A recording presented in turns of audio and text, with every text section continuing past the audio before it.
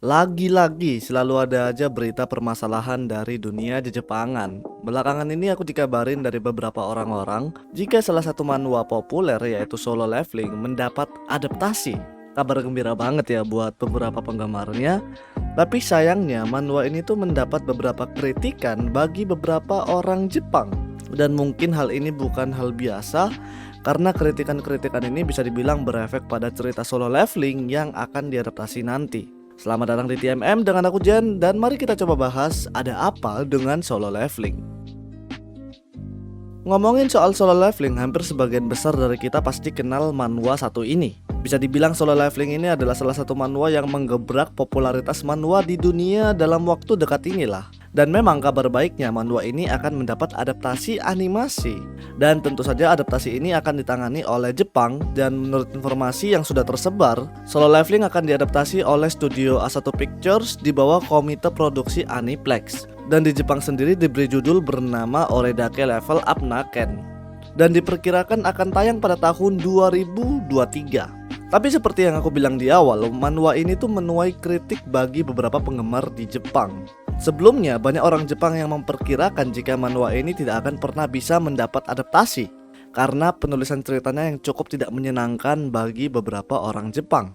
Dalam cerita Solo Leveling, Jepang ini diceritakan sebagai negara yang jahat, terutama penceritaan Jepang terkait arc Pulau Jeju.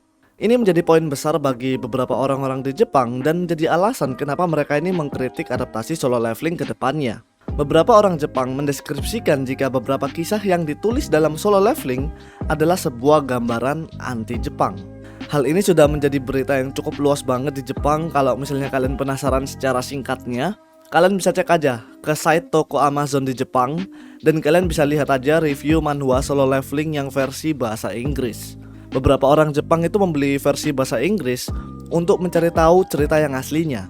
Karena di Jepang sendiri cerita Solo Leveling ini sudah dirubah. Mulai penamaan karakternya yang bernama Jinwo dirubah menjadi Zun Mizushino. Yang awalnya karakternya itu dari Korea diubah menjadi dari Jepang. Yang awalnya negara Jepang diceritakan sebagai negara jahat diubah menjadi negara fiksi. Kalau kita lihat secara kritik, kebanyakan orang itu kesal atas apa yang dilakukan sama penerbit karena mementingkan uang daripada validasi karya yang akan diberikan kepada masyarakat. Aku yakin orang Indonesia juga akan melakukan hal yang sama ketika negaranya dicap aneh-aneh gitu ya. Ini bisa dibilang bukan masalah kecil lagi sih, karena berefeknya itu sampai ke perubahan ceritanya. Bahkan bisa dibilang ini masih belum selesai lah. Aku yakin nanti pasti ada keributan-keributan ketika animenya tayang. Ini bukan pertama kalinya aku bawain sebuah keributan-keributan penulisan cerita dari Jepang dan Korea. Dari dulu mereka berdua memang sudah seperti inilah. Penonton live streamnya TMM pasti tahu apa yang membuat Jepang Korea ini adu mekanik cerita komik gitu ya kan.